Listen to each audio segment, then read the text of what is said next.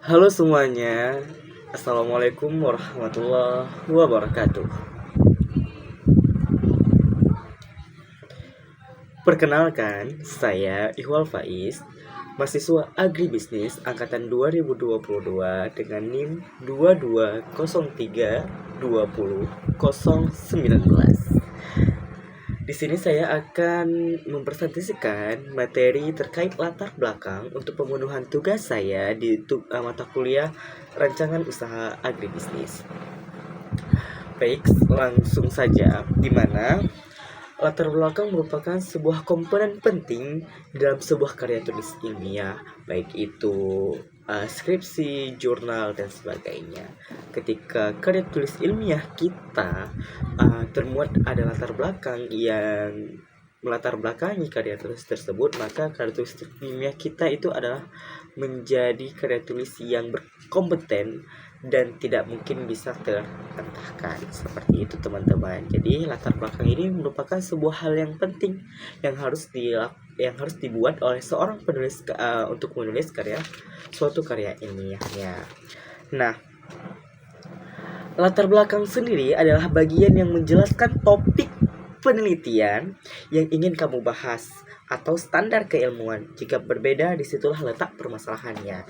Jadi di sini maksudnya adalah latar belakang merupakan satu bagian yang menjelaskan topik yang ingin dibahas dalam sebuah karya ilmiah tersebut. Jadi ketika kita mau bikin karya ilmiah dengan suatu judul, maka kita harus membahas dulu hal-hal yang melatar belakangi judul tersebut harus dibahas. Ketika ada ketidakcocokan, maka itu adalah masalah yang harus dibahas untuk di karya ilmiah tersebut. Jadi latar belakang ini adalah hal-hal yang melatar belakangi, dijelaskan dulu latar belakang, setelah itu baru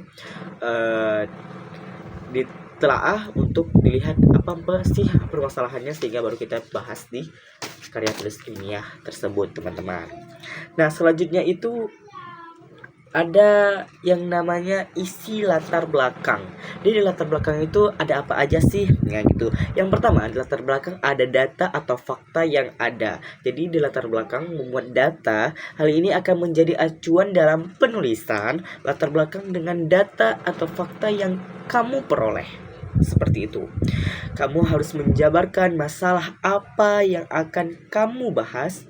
Tentu saja, data ini nantinya akan dibandingkan dengan teori-teori yang lainnya. Jadi, di latar belakang itu juga kita harus memuat beberapa data dan fakta. Dan beberapa data fakta itu nanti kita bisa bandingkan antara satu dengan lainnya. Apakah ada perbedaan atau nanti kita kaitkan dengan teori-teori lainnya gitu. Jadi ada teori-teori seperti pengertian dan sebagainya, sehingga latar belakang itu membuat fakta dan data yang tadi seperti yang di awal yang saya bilang, bahwa latar belakang ini adalah suatu hal yang penting. Dan ketika ada latar belakang yang bagus gitu, jadi karya tulis ilmiah kita harus berkompeten. Maka dari itu di latar belakang juga harus memuat ini yang namanya data dan fakta, sehingga itu memperkuat argumentasi kita di latar belakang tersebut, teman-teman. Nah, setelah kita memuat data dan fakta yang ada dan kita tulis beberapa data dan fakta, terus kita telaah apakah ada perbedaan di antara data satu dengan fakta yang lainnya, dengan fakta yang lainnya dengan data yang lainnya.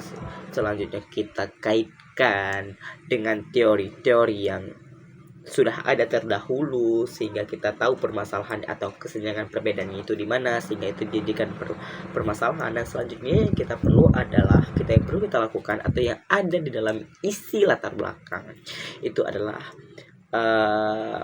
analisa atau analisis. Setelah kita mengetahui data dan fakta dan kita muat di dalam latar belakang, selanjutnya kita analisis. Analisis ini berfungsi buat kita supaya tahu apa permasalahannya di dalam latar belakang tersebut, sehingga yang bisa kita bahas di selanjutnya, atau apa kita apa menjadi permasalahan, analisis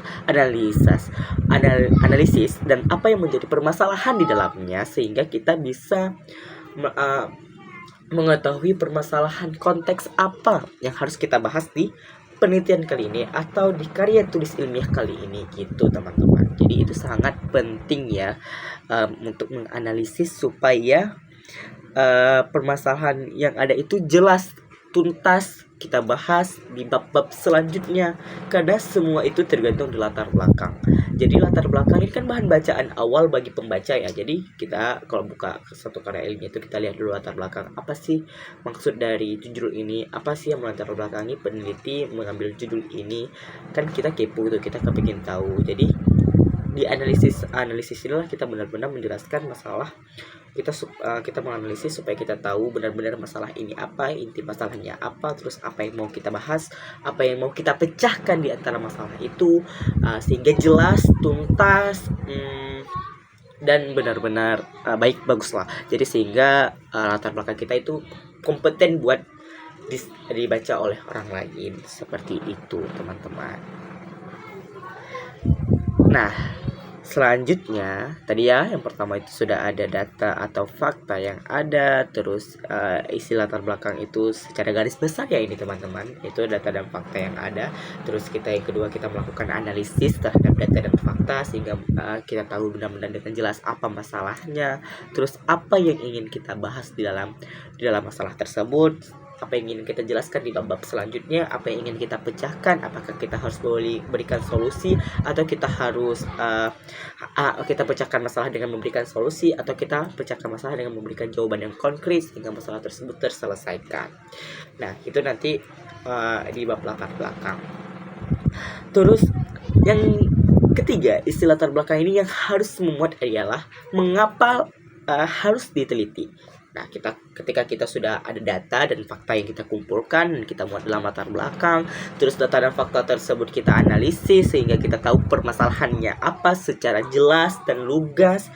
Selanjutnya kita nih harus punya pikiran, kenapa ini harus diteliti, kenapa masalah ini harus diselesaikan, kenapa masalah ini harus kita cari solusi jalan keluarnya. Nah, itulah yang ketiga, isi dari latar belakang, kenapa ini harus diteliti. Ketika kita udah tahu masalah, kenapa ini harus diberikan solusi, seperti itu ya. Kita kan udah tahu nih masalahnya apa. Nah, sekarang tinggal kita tanya nih, apa yang harus diteliti, mengapa ini harus diteliti. Seorang peneliti harus punya rasa pemikiran itu, kenapa ini sih harus diteliti. Itu adalah pemikiran seorang peneliti ketika ingin membuat karya ilmiah. Nah, selanjutnya itu, dari analisis tersebut seharusnya bisa menghasilkan sebuah kesimpulan awal mengapa proyek tersebut bisa dan harus diteliti lagi. Nah, jadi ketika kita sudah mengetahui data dan fakta, terus kita analisis, diharapkan dari analisis tersebut kita memperoleh kesimpulan awal. Artinya bukan kesimpulan akhir ya teman-teman, kesimpulan awal. Kesimpulan awal itu maksudnya gini, seperti, oh maka dari itu terjadi permasalahannya seperti ini, dan sehingga kita harus meneliti seperti ini. Itu adalah kesimpulan awal dari latar belakang. Sehingga itulah yang melatar belakangi si peneliti, sehingga kita bisa meneliti, selanjutnya menghasilkan pembahasan yang menjadi solusi konkret untuk mengatasi permasalahan yang ada di latar belakang. Berarti ini memang latar belakang ini memang sangat penting ya untuk dimanapun karya ilmiah. Seperti proposal itu juga sangat penting ya. Tadi saya lupa membahas di atas, kalau selain ada karya ilmiah, terus skripsi, terus jurnal, juga proposal. Karena seorang seperti kita ingin membangun usaha, kita butuh mitra. Jadi mitra kita itu kepingin tahu sih apa yang melatar belakangi kita ingin membuka usaha ini gitu teman-teman. Jadi dia lihat dari latar belakang, terus masalahnya apa sehingga dia perlu bantuan kita, seperti itu. Apakah satu tujuan gitu dengan si mitra ini gitu, seperti itu. Itu fungsi dari proposal. Itu juga proposal permohonan. Nah, apa sih masalahnya sehingga dia bermohon kepada kita, seperti itu teman-teman. Nah, selanjutnya menurut Sugiono dalam 1990 dalam buku halaman 302-nya yang menyebutkan bahwa latar belakang masalah berisi tentang sejarah, alur, peristiwa yang sedang terjadi pada proyek penelitian. Jadi latar belakang itu membuat sejarah, kayak sejarah gitu kronologinya, terus alur yang mengantarkan kita ke permasalahan, terus peristiwa yang sedang terjadi, status quo-nya itu seperti apa sih yang sedang terjadi saat ini gitu ya, terjadi pada proyek penelitian itu apa yang mau kita teliti itu. Dalam latar belakang masalah juga terdapat analisis sehingga sebuah masalah mendapatkan solusi yang membantu menyelesaikan masalah. Seperti tadi ya di isi nomor 2 gitu. Jadi di latar belakang juga memuat analisis sehingga kita tahu masalahnya apa sehingga solusinya seperti apa. Seperti itu. Nah, sekarang kita lanjut ini ke bab berikutnya, di mana selanjutnya setelah kita mengetahui pengertian, terus isi latar belakang secara umum ada 3, data dan fakta, terus yang kedua itu ada analisis, terus yang ketiga itu ada apa yang harus kita teliti. Terus menurut Sugiono juga sudah, menurut para ahli ya ini teman-teman. Dan selanjutnya fungsi latar belakang. Apa sih fungsi latar belakang gitu ya? Latar belakang memiliki beberapa fungsi. Yang pertama, menyampaikan konteks masalah. Jadi latar belakang itu bisa berisi tentang fungsi menyampaikan konteks masalah. Seperti kan tadi kan kita analisa masalah itu di latar belakang. Nah gitu, menggambarkan situasi yang melatar belakangi situasi penelitian atau topik yang akan dibahas ini teman-teman. Jadi fungsi pertama adalah menyampaikan konteks masalah kepada pembaca dan ke peneliti. Jadi latar belakang peneliti seharusnya juga sudah menerangkan apa masalahnya sehingga dia harus meneliti itu di latar belakang. Apa yang melatar belakangi masalah tersebut muncul, itu ada di latar belakang. Jadi teman-teman, fungsi pertama adalah menyampaikan konteks masalah. Terus yang kedua itu ada mengidentifikasi masalah. Nah, di latar belakang, fungsi latar belakang adalah untuk mengidentifikasi masalah. Identifikasi, membantu membaca, memahami masalah utama yang menjadi fokus penelitian. Latar belakang dapat membantu pembaca nih, kita punya jurnal dibaca orang, untuk ketahui atau untuk mengetahui apa masalah yang akan peneliti bahas di bab selanjutnya. Jadi sebelum kita buka bab selanjutnya, kita buka bab 1 dulu tentang proposal, kita baca apa masalahnya yang akan dibahas di bab selanjutnya, sehingga pembaca sudah punya renungan ini untuk ke bab selanjutnya. Oh, dia masalah ini, berarti yang akan dibahas seperti ini. Nah, itu dia. Yang ketiga, setelah tadi yang pertama adalah menyampaikan konteks masalah, terus mengidentifikasi masalah, terus yang ketiga itu ada membangun urgensi penelitian. Nah, di latar belakang, fungsi latar belakang yang ketiga adalah membangun urgensi penelitian, menunjukkan bahwa masalah yang diangkat relevan, penting dan butuh penyelesaian. Jadi latar belakang itu mengangkat, fungsinya adalah untuk mengurgensikan penelitian. Jadi di latar belakang juga harus kita sampaikan bahwa penelitian ini penting untuk dilakukan, relevan untuk dilakukan, dan butuh penyelesaiannya gitu, sehingga kita melakukan penelitian. Yang keempat, mengarahkan pada tujuan penelitian. Nah, seperti tadi ya, ketika kita sudah tahu masalah, terus kita mau ngapain sih, meneliti ini mau ngapain? Pasti mau menyelesaikan masalah. Nah, kita itu di latar belakang fungsinya adalah mengarahkan pada tujuan penelitian. Tujuannya seperti ini loh, teman-teman. Nah, itu diarahnya di latar belakang. Biasanya latar belakang itu bentuknya piramid runcing ke bawah ya, dari atas umum terus turun semakin khusus. Nah, sehingga masalahnya itu ada di paling bawah, semakin khusus teman-teman. Oke. Itu tadi kita udah tahu ya pengertian latar belakang, terus apa aja isi yang ada dalam latar belakang secara umum, terus ada fungsi latar belakang secara umum juga. Terus selanjutnya itu ada yang namanya di latar belakang itu adalah unsur-unsur latar belakang. Unsur-unsur apa saja yang ada di dalam latar belakang. Oke teman-teman. Latar belakang yang baik harus memuat beberapa unsur berikut. Jadi harus memuat beberapa unsur berikut. Yang pertama adalah kondisi yang ideal. Jadi unsur latar belakang adalah kondisi yang ideal, menjelaskan gambaran tentang kondisi yang diinginkan atau seharusnya terjadi terkait topik penelitian. Jadi di latar belakang juga memuat unsur seharusnya seperti ini loh, bukan seperti ini. Kan terjadi kesenangan ya, sehingga itu yang mengakibatkan masalah, dan masalah itu harus dianalisis. Kenapa terjadi seperti itu? Setelah kita sudah analisis, kita bisa menyelesaikan masalah tersebut dengan sesuai caranya gitu, tidak salah gitu ya. Ketika masalah kan harus disesuaikan ya, kita selesaikan seperti apa. Nah, itu adalah unsur-unsur yang ada dalam latar belakang. Terus yang kedua, setelah kondisi yang ideal, yang kedua adalah kondisi yang faktual. Jadi di latar belakang juga harus menjelaskan berdasarkan kondisi sebenarnya yang terjadi di proyek tersebut. menyajikan realita atau situasi yang terjadi saat ini yang berbeda dengan kondisi ideal. Kondisi idealnya seperti ini loh, tapi faktanya seperti ini. Kan mempengaruhi kesenjangan ya. Kayak seperti tadi saya bilang, sehingga itu harus dianalisis dan terdapati masalah, terus analisis masalahnya seperti apa supaya mendapatkan cara solusi penyelesaiannya. Hal ini bisa disertai dengan data, fakta, dan fenomena yang relevan. Jadi ketika kita mau bikin latar belakang itu harus membuat dua kondisi ideal dan kondisi fakta. Kondisi ideal itu adalah yang seharusnya yang kita inginkan kondisi seperti apa, dan kondisi fakta yang terjadi seperti apa. Apakah memiliki perbedaan? Ketika memiliki perbedaan berarti memiliki masalah yang itu yang harus kita selesaikan, seperti itu. Dan selanjutnya itu adalah dampak dari masalah. Sorry. Dan yang ketiga itu adalah masalah utama. Masalah utama menyoroti perbedaan antara kondisi ideal dan faktual serta mengidentifikasi permasalahan utama yang perlu diselesaikan. Jadi kita udah paparkan ya kondisi idealnya seperti apa, terus kita paparkan nih kondisi faktualnya seperti apa, dan itulah saatnya kita menjelaskan itulah namanya masalah utama. Kita cari masalahnya apa, kenapa bisa menjadi perbedaan atau bisa terjadi perbedaan antara kondisi ideal dengan kondisi yang faktual. Terus kita analisis dan berisi analisis, dan kita harus mengidentifikasi kenapa masalah tersebut bisa terjadi.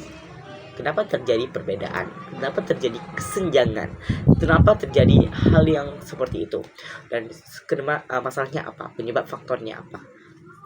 Setelah kita dapat penyebab faktornya, terus kita identifikasi sesuatu faktor sehingga kita tahu penyelesaian sesuatu faktor itu harus pakai apa. Seperti itu. Terus dampak masalah. Selanjutnya unsur yang harus ada dalam latar belakang itu adalah setelah masalah utama, terus dampak masalah.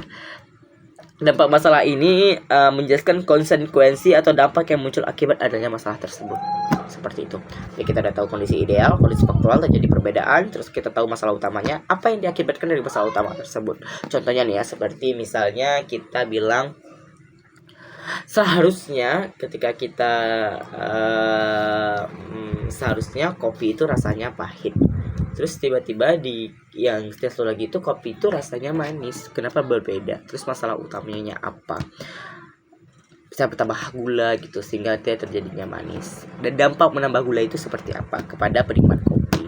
Nah, itu kita harus tahu gitu. Dan harus membuat unsur itu di dalam latar belakang. Terus selanjutnya adalah upaya sebelumnya. Ketika kita udah tahu dampak masalahnya, apa upaya yang sebelumnya kita lakukan untuk mengatasi masalah tersebut. Menyebutkan penelitian atau usaha-usaha terdahulu yang telah dilakukan untuk menyelesaikan masalah, termasuk keberhasilan dan kekurangannya. Jadi kita juga harus cari tahu dulu penelitian terdahulu, apakah sudah diteliti oleh peneliti terdahulu, apa yang menjadi jawaban dari penelitian terdahulu untuk menyelesaikan masalah tersebut. Terus kenapa bisa terjadi lagi di sekarang? Itu kita harus jelaskan juga di latar belakang ini gitu, teman-teman. Dan selanjutnya itu ada gap penelitian.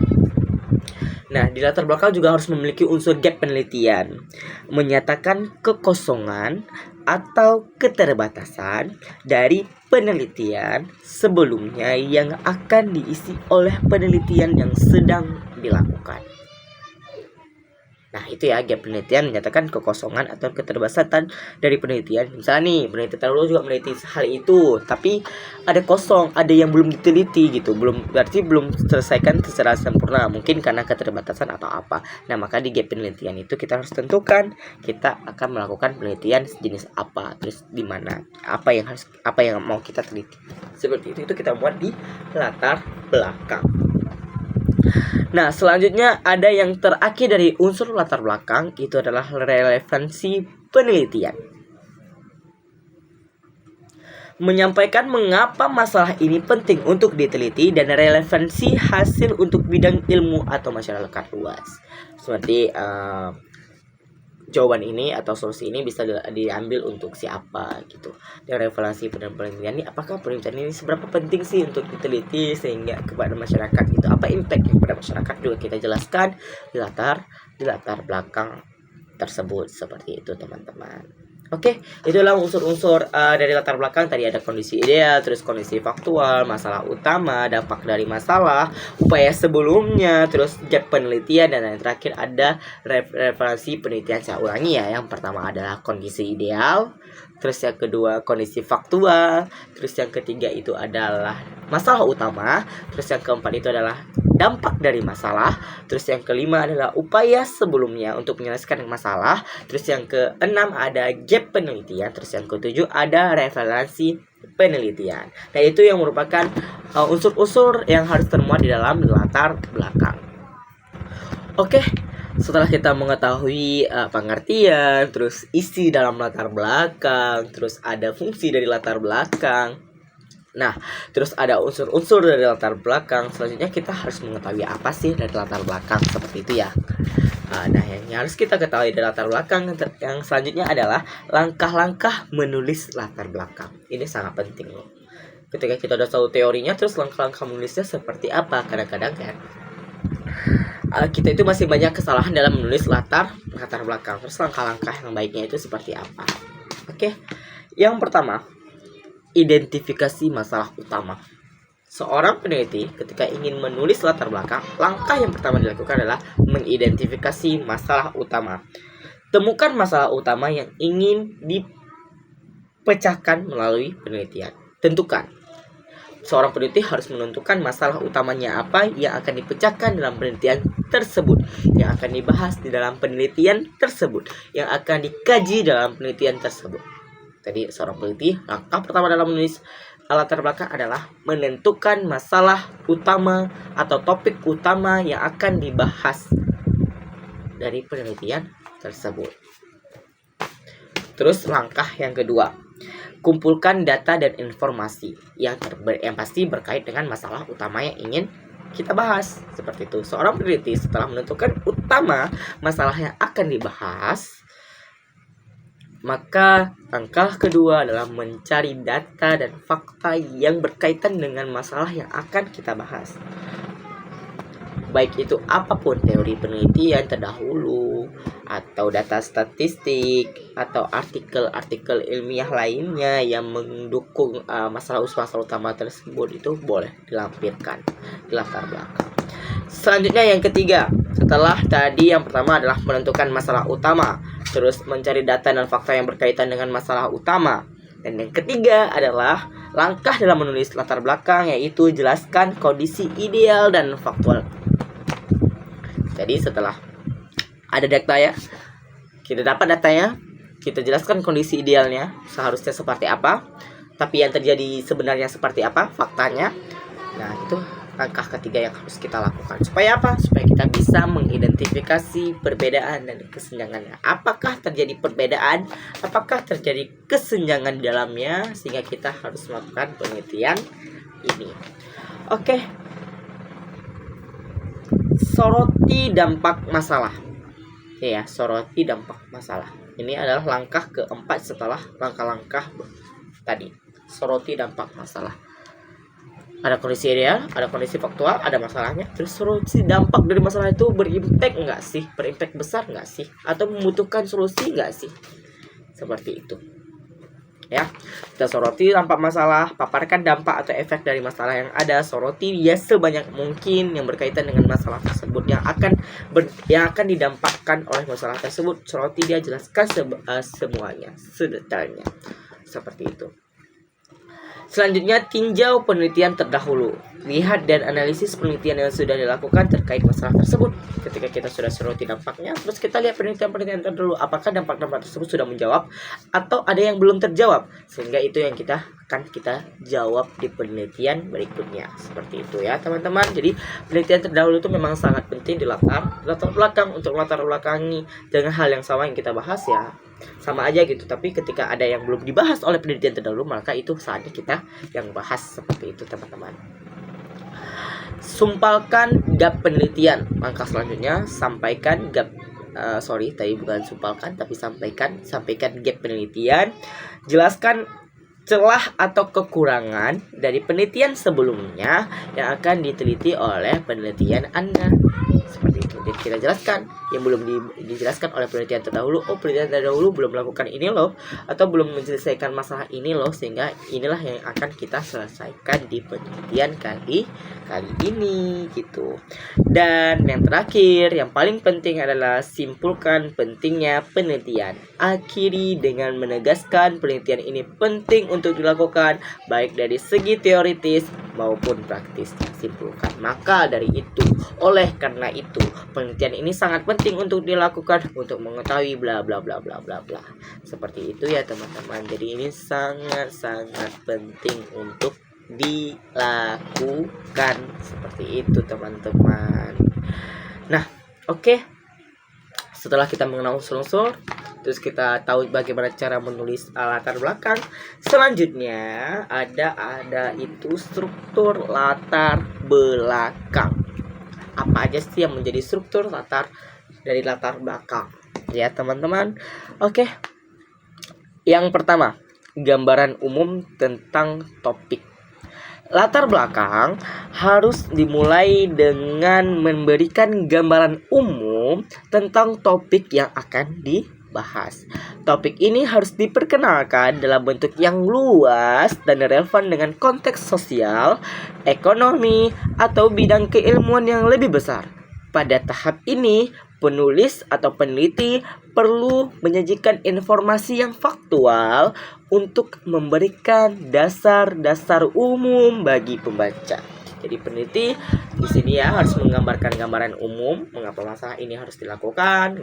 Kita gambarkan umum secara umum dan harus terkait dengan bidang-bidang keilmuan yang besar kayak ekonomi, sosial gitu ya. Berpengaruhnya seperti apa, impactnya seperti apa, dan harus dikaitkan. Ingat ya, harus dikaitkan dengan apa? Dengan kondisi atau teori faktual. Untuk memberikan dasar pemahaman ini kepada pembaca. Jadi nanti pembaca nggak bingung nih hasilnya dari mana.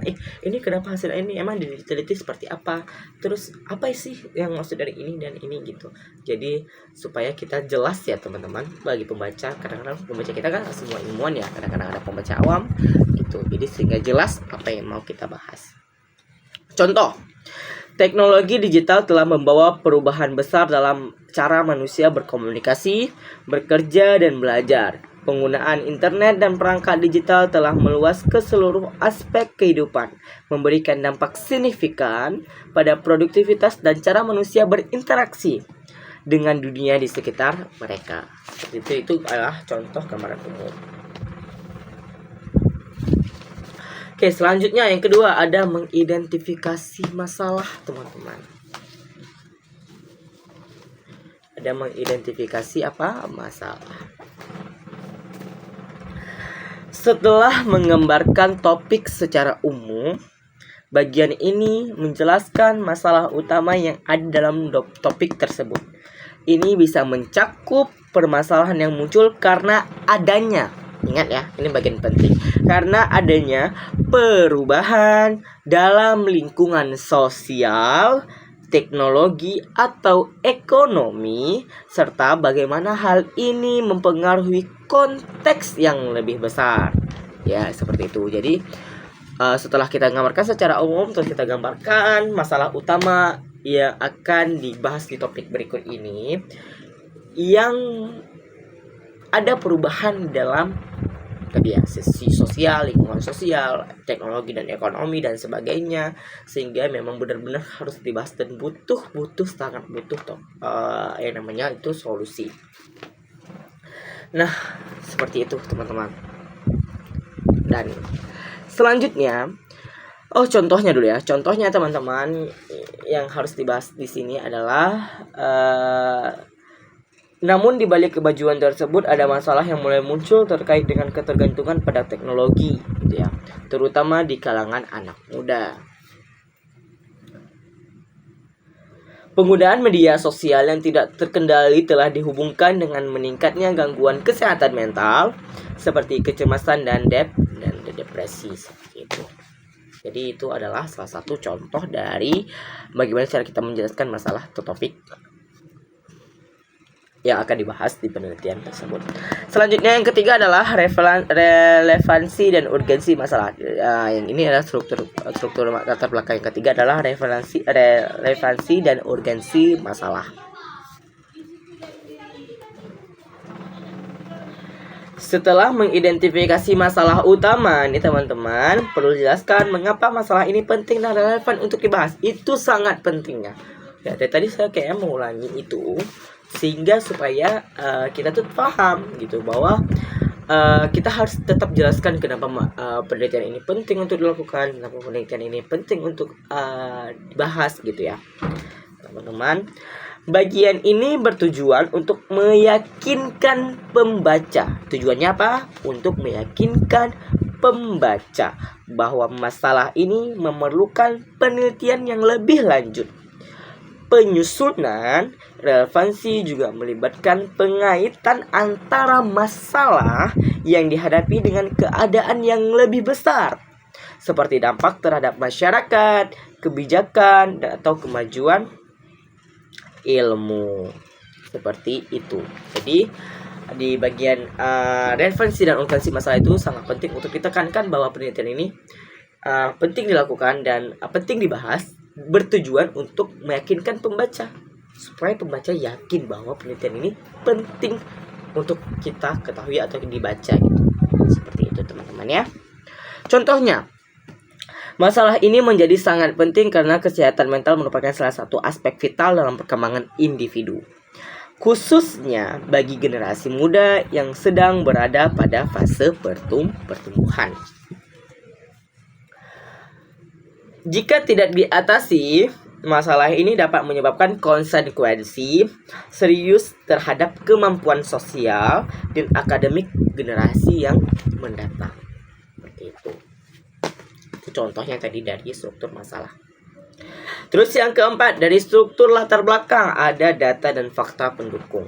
Data dan fakta pendukung. Untuk memperkuat urgensi masalah, kita bilang tadi kan urgensi masalahnya ini penting gitu ya, penting untuk dibahas. Apa buktinya? Kenapa ini bisa penting? Mana buktinya gitu ya? Maka penulis harus menyajikan data atau fakta yang mendukung adanya masalah tersebut. Seperti itu.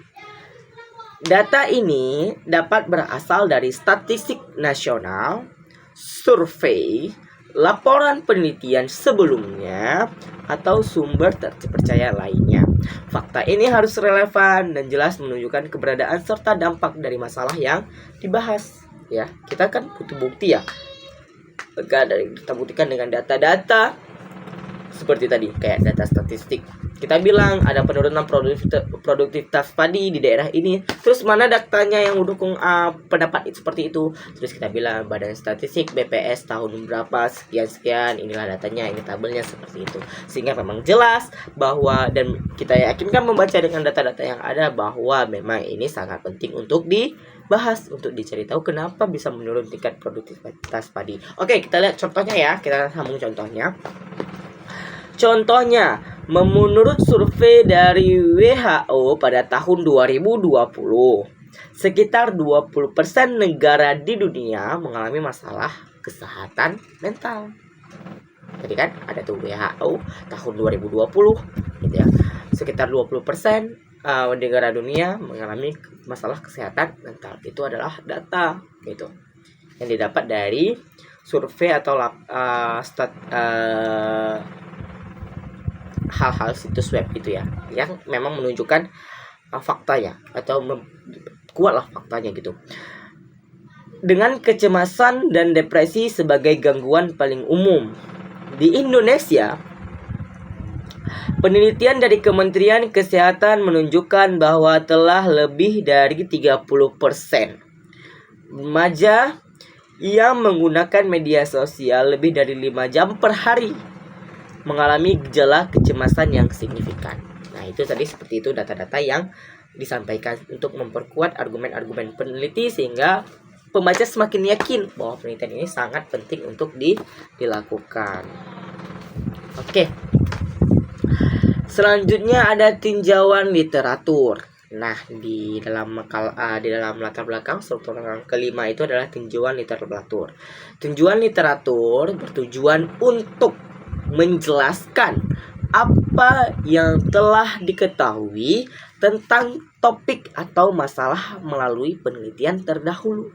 Nah, kita butuh penelitian terdahulu lagi kan? Nah, inilah tinjauan literatur namanya. Kita untuk mengetahui apa yang akan kita bahas dengan bantuan apa? Bantuan si penelitian terdahulu. Gitu. Bagian ini mengidentifikasi penelitian atau karya ilmiah yang relevan, menjelaskan temuan kunci, dan menyoroti pendekatan yang telah dilakukan sebelumnya. Tujuannya adalah untuk menunjukkan bahwa peneliti memahami konteks literatur dan kontribusi penelitian sebelumnya, serta mengidentifikasi celah penelitian yang belum dijawab. Seperti itu. Jadi kita dengan ada tinjauan literatur, kita jadi tahu nih peneliti terdahulu belum jawab apa sih, belum bahas apa sih, belum terselesaikan masalah apa sih, walaupun dengan judul yang sama tapi ada penyebab faktor. Tadi kan banyak penyebab faktor yang menjadi melatar belakangi masalah tersebut. Yang mana yang belum dibahas, itu yang kita bahas selanjutnya. Gitu teman-teman. Contoh ya. Beberapa penelitian sebelumnya seperti yang dilakukan oleh Anderson 2018 dan Lewis 2019 menemukan bahwa penggunaan media sosial yang berlebihan memiliki korelasi yang signifikan dengan tingkat kecemasan pada remaja. Namun, sebagian besar studi ini masih berfokus pada populasi di negara-negara barat, sementara di Indonesia masih sangat terbatas. Itu adalah contoh dari literatur tinjauan literatur seperti itu teman-teman. Oke, baik teman-teman. Nah, selanjutnya itu yang ke-6. Tadi yang ke-5 ya, tinjauan literatur. Terus yang ke-6, ada apa sih struktur latar belakang? Yang ke-6 itu ada identifikasi celah penelitian atau research gap gitu ya. Kita cari tahu nih gap penelitian ini apa antara penelitian kita yang mau kita bahas dengan penelitian terdahulunya. Oke, baik. Dengarkan ya. Setelah tinjauan literatur, penulis harus menjelaskan celah dalam penelitian sebelumnya. Sebelumnya. Bagian ini penting. Karena apa? Karena menunjukkan bahwa penelitian yang akan dilakukan menawarkan kontribusi baru yang berharga dalam ilmu pengetahuan. Celah ini bisa berupa pendekatan metodologis yang belum dilakukan, populasi yang belum diteliti, atau aspek lain yang belum dieksplorasi. Nah, ingat ya. Boleh dari segi metodologinya, boleh dari segi populasinya, boleh dari segi aspek lain yang belum dieksplorasi. Contoh nih, penikmat kopi di kalangan bapak-bapak. Kan yang belum diteliti, yang udah diteliti bapak-bapak. Tapi anak muda juga suka kopi tapi belum diteliti, maka kita teliti di anak muda. Itu di kalangan populasi. Terus metodologi, kita pakai metodologi misalnya metodologi SWOT, terus kita pakai analisis yang lainnya seperti itu. Jadi banyak metodologi yang belum mungkin nggak dipakai oleh peneliti sebelumnya, kita pakai untuk kontribusi yang baru, untuk menawarkan kontribusi yang baru nih, bahwa di penelitian ini ada hal baru yang disampaikan. Seperti itu. Contoh, meski telah banyak studi yang menunjukkan dampak negatif media sosial terhadap kesehatan mental, sedikit penelitian yang fokus pada pendekatan intervensi yang efektif untuk mengatasi masalah ini di kalangan remaja Indonesia. Penelitian ini akan mengisi celah tersebut dengan mengeksplorasi pendekatan yang sesuai dengan budaya lokal dan pola interaksi sosial di Indonesia. Nah, itu tadi ya, seperti tadi. Jadi kita harus tahu research gap namanya ya, teman-teman. Apa sih yang belum diteliti oleh peneliti sebelumnya? Peneliti sebelumnya pakai metode apa sih? Kita pakai metode kayak apa? Nah, seperti itu untuk memperkaya dan menawarkan kontribusi yang baru di dalam karya tulis ilmiah kita kepada masyarakat untuk dibaca seperti itu.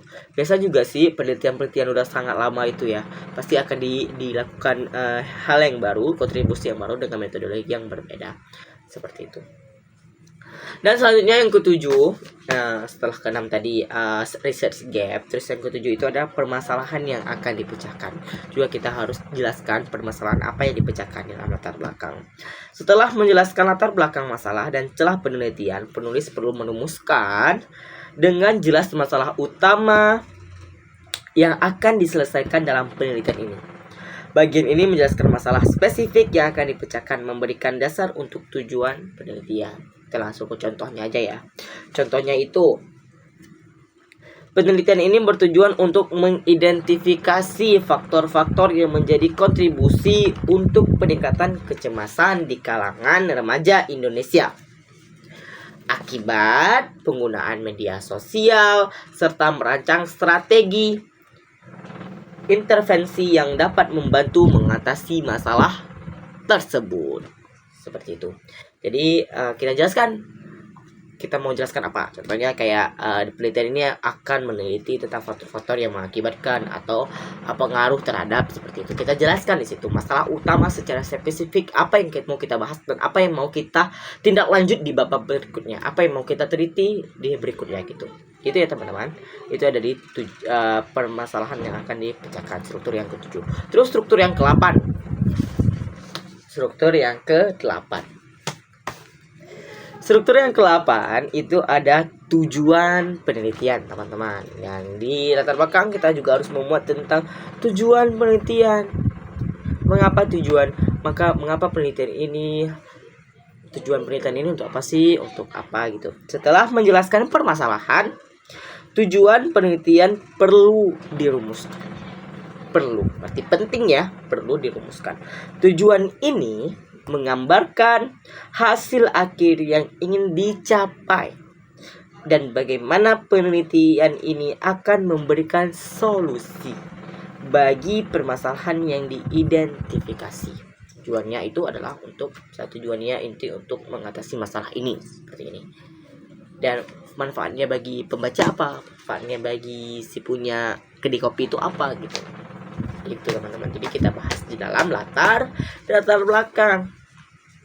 Contoh, tujuan dari penelitian ini adalah untuk mengidentifikasi hubungan antara penggunaan media sosial dan kesehatan mental remaja di Indonesia, serta merancang pendekatan intervensi berbasis teknologi yang efektif untuk meminimalkan dampak negatif tersebut. Itu contoh dari struktur yang ke-8, tujuan dari penelitian. Terus yang ke-9. Ya, yang ke-9. Apa tadi? Ada kerangka teoritis. Ya, jadi setelah kita ada tujuan penelitian, terus ada kerangka teoritis. Kerangka teoritis adalah teori atau konsep yang akan digunakan untuk mendukung analisis penelitian. Untuk apa? Untuk mendukung analisis penelitian. Teori yang digunakan harus relevan dengan topik yang dapat memberikan landasan yang kuat dalam mengembangkan hipotesis atau pertanyaan penelitian. Contoh kerangka teoritis ya teman-teman. Contohnya seperti penelitian ini akan menggunakan teori kognitif sosial dari Bandura 1986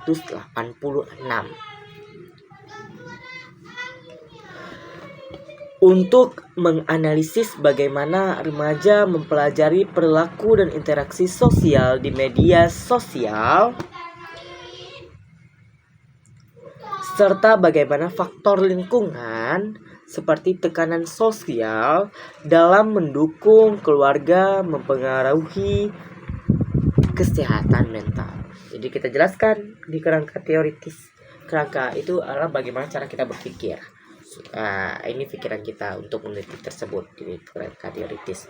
Oke, yang terakhir dalam struktur yang harus ada dalam struktur latar belakang adalah yang terakhir, hipotesis atau pertanyaan penelitian. Hipotesis kan praduga ya teman-teman. Jadi kita mau menghasilkan seperti ini sebenarnya. Jadi kita duga-duga. Tapi kalau hasilnya itu ya bisa diterima, ya it's okay, bisa diterima gitu.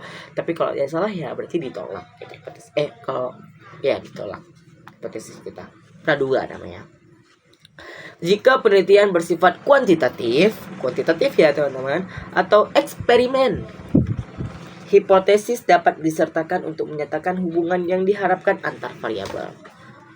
Namun, jika penelitian kualitatif, bagian ini bisa diganti dengan pertanyaan penelitian yang ingin dijawab atau yang ingin dirumuskan. Jadi kalau kualitatif itu biasanya penelitian perumusan masalah, tidak hipotesis. Tapi kalau eksperimen kayak kita pakai kuantitatif ya, eksperimen kayak menghitung pakai SPSS dan sebagainya, itu biasa pakai HU1, H0, H1 gitu. H0 ditolak, H1 diterima, atau H1 ditolak, H0 yang diterima, seperti itu teman-teman. Jadi itu adalah fungsi dari hipotesis dan pertanyaan penelitian. Kalau pertanyaan penelitian itu kayak apa yang dimaksud dengan kesehatan mental, apa faktor penyebab dari adanya terjadinya kesehatan mental yang berkurang di remaja Indonesia gitu. Itu yang akan dibahas nanti. Itu pertanyaan buat supaya jadi nanti peneliti menjawabnya ya sesuai dengan pertanyaan yang dirumuskan masalah tersebut. Contohnya, hipotesis yang akan diuji adalah penggunaan media sosial secara berlebihan secara signifikan berkorelasi dengan tingkat kecemasan atau berhubungan dengan tingkat kecemasan yang lebih tinggi di kalangan remaja, seperti itu. Itu tadi adalah struktur-struktur dari latar belakang. Nah, selanjutnya yang mau saya bahas, ini adalah materi terakhir di latar belakang yang mau saya bahas adalah, ini mungkin secara penting juga untuk kita bahas ya sama-sama di sini teman-teman, sedikit lagi. Itu adalah tips penyusunan latar belakang. Jadi punya tips ya, tadi ada langkah-langkah, ini berbeda dengan tips. Tips itu adalah gunakan data yang valid. Jadi ketika kita ingin melakukan menulis latar belakang yang baik dan benar, kita harus melakukan dengan menggunakan data yang valid. Pastikan semua data yang digunakan berasal dari sumber terpercaya seperti jurnal ilmiah, laporan lembaga resmi, atau survei yang valid. Laporan lembaga resmi itu kayak data dari BPS gitu, BPS nasional, BPS daerah gitu. Itu kan valid ya teman-teman, karena mereka memang selalu mensurvei gitu. Atau dari jurnal penelitian seperti jurnal penelitian terdahulu gitu, atau dari survei kayak WHO dan sebagainya, itu kan memang terpercaya ya teman-teman. Terus yang kedua, jangan terlalu luas gitu. Jadi ketika kita menulis latar belakang itu jangan terlalu luas. Fokuslah pada masalah spesifik yang akan dibacakan oleh penelitian Anda. Jelas hindari pengantar yang terlalu panjang dan tidak relevan. Jadi yang mungkin tidak terlalu penting untuk penelitian kita itu ya nggak usah ditulis di latar belakang. Tulis saja yang penting-penting supaya tidak membingungkan bagi pembaca. Tidak terlalu banyak pembahasan nanti jadi pembaca itu malas buat baca karya kita. Seperti itu. Terus yang ketiga, tunjukkan kontribusi penelitian. Apa sih kontribusi penelitian? Gitu. Ya, jelaskan dengan jelas bagaimana penelitian akan berkontribusi pada ilmu pengetahuan dan praktik nyata. Apa sih impact-nya ke selanjutnya gitu kita melakukan penelitian ini. Nah, menggunakan bahasa yang jelas dan formal. Jadi kita menggunakan jelas kosakata baku lah seperti itu. Jadi jelas, tidak berbelit, tidak membingungkan pembaca, tidak memakai bahasa sehari-hari kayak gue, lo, aku, ko gitu atau ke gitu. Enggak, kita tetap pakai bahasa yang baku, saya, kamu, atau saya, Anda, sebagainya ya. Itu untuk kayak misalnya apotek gitu ya. Jadi pakai bahasa baku seperti itu. Selanjutnya, hubungkan dengan tujuan penelitian. Nah, pastikan latar belakang mengarah pada tujuan penelitian atau pertanyaan penelitian yang spesifik. Jadi harus berkolerasi, harus berhubungan. Jangan nanti kita menjelaskan tentang latar belakang kesehatan mental, terus yang kita tanya apa faktor-faktor yang mempengaruhi perkembangan media sosial, kan sangat jauh ya gitu. Dan yang terakhir adalah dengan memperhatikan elemen-elemen di atas, latar belakang penelitian akan menjadi bagian informatif, relevan, dan menarik yang secara efektif memberikan dasar bagi penelitian yang akan Anda lakukan. Oke, itu tadi beberapa topik-topik penting ya. Yang pertama ada pengertian, terus isi dalam latar belakang, terus ada fungsi dari latar belakang, terus ada unsur-unsur di dalam yang dibuat dalam latar belakang, terus ada struktur dalam latar belakang, terus ada tips cara menulis latar belakang, terus ada langkah-langkah menulis latar belakang. Itu merupakan adalah poin-poin penting yang harus kita tahu sebagai penulis atau peneliti yang ingin menulis sebuah karya ilmiah, sehingga karya ilmiah kita memiliki nilai kompeten di dalamnya. Karena latar belakang sangat penting, karena itu kan bab awal ya, berarti bab paling penting. Oke teman-teman, sekian dari saya, kurang lebih mohon dimaafkan. Wabillahi taufiq wal hidayah. Wassalamualaikum warahmatullahi wabarakatuh. Bye.